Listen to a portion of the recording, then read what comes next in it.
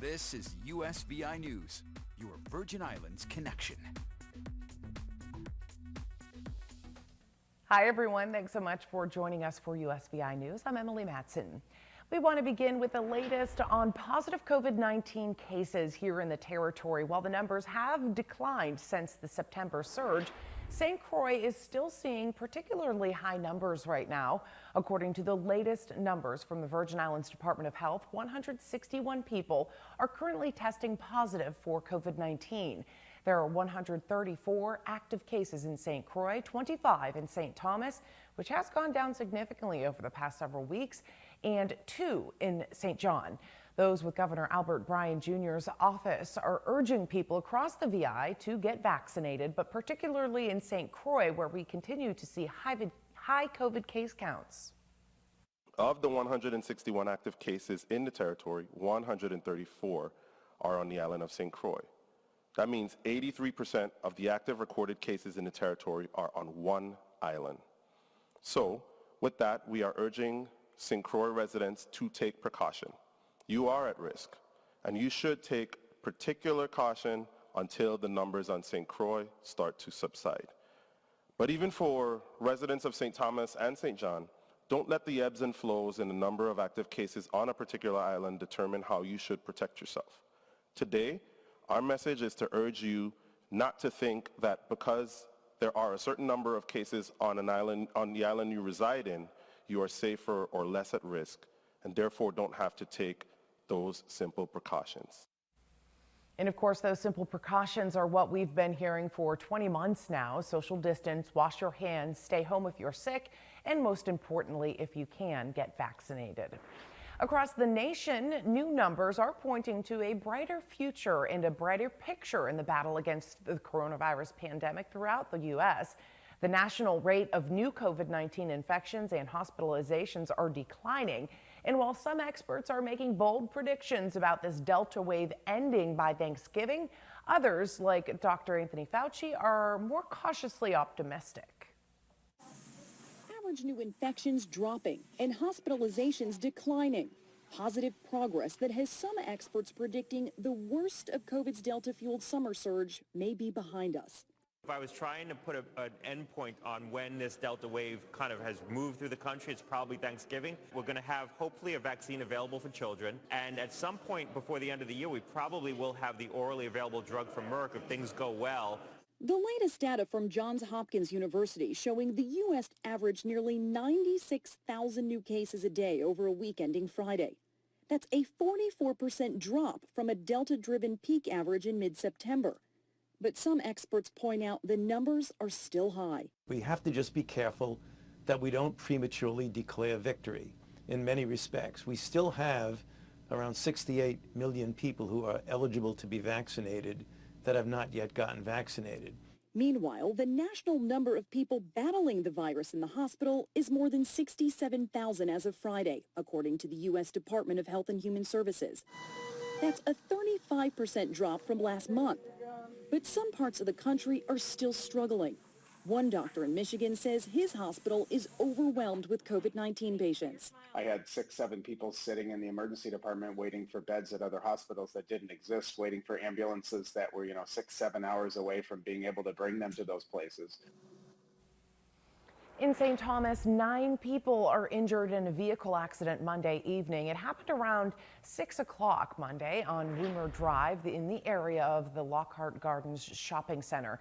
VIPD officers arrived to find Ford Safari had collided with a car. Police say the driver of the car, the Toyota Camry, the white vehicle there you see in this picture, lost control, veered into oncoming traffic and collided into the Safari, which was carrying 6 passengers. According to police, the 3 occupants of the vehicle, of the car, as well as all 6 passengers on the Safari were injured in the collision and rushed to the hospital for treatment. Police say they were all listed in stable condition. The VIPD Traffic Investigation Bureau continues its investigation. British police will not be taking any further action against Prince Andrew after a review prompted by a Jeffrey Epstein accuser claiming the prince sexually assaulted her when she was young. Virginia Giuffre claims she was trafficked by Epstein to have sex with Andrew in London, as well as other places including New York and here in the Virgin Islands, when she was 17 years old, a minor under U.S. law. Prince Andrew, the son of Queen Elizabeth II, denies the allegations. In August, the Metropolitan Police began a review of allegations connected to late convicted sex offender Jeffrey Epstein. The Met said in a statement this week, though, that this review has concluded and they're taking no further action. The force says it is continuing to work with other law enforcement agencies, which are leading the investigation into matters associated with Epstein. Southwest Airlines is issuing a new apology to tens of thousands of passengers after a long holiday weekend filled with cancellations and delayed flights. But problems continued on Tuesday. Reporter Sam Brock has more from Miami International Airport. Southwest Airlines today is hoping for a smoother ride after more than 50% of all flights nationwide were either delayed or canceled yesterday. Ideally, travel industry experts say you want to be beneath 10%. Southwest did reach out and apologize directly to customers through a new statement, blaming weather and now external constraints for this total logjam. And it's really the first time that we've heard the company acknowledge that crews and aircraft were not where they were supposed to be when they were supposed to be there. Pilots agree with that assessment as well, and both parties are saying right now that this had absolutely nothing to do with the airline's recent mandatory COVID vaccine policy, although the timing is curious. And we say that because on Friday, the Pilots Association filed for a temporary restraining order asking a federal court to intervene and stop that mandatory policy so the two sides can talk. All that going on right now is the Pilots Association says that they believe outdated technology and lean staffing and an inefficient scheduling process is what has led to this logjam, and they flagged it years ago. Southwest right now issued that long statement. The one thing that was omitted, whether or not they'll be providing refunds and vouchers for frustrated passengers.